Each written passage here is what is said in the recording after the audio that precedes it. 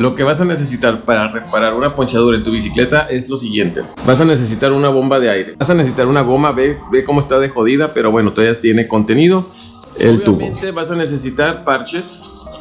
Estos son los parches que van a sellar el tubo de tu llanta. Siempre tienes que dar contigo una lija. Esta lija te va a servir mucho para limpiar el tubo donde vas a colocar el pegamento. Función, pero siempre tiene que tener una pinza. Si no es como un sacacejas. Y van a necesitar un plumón o una pluma.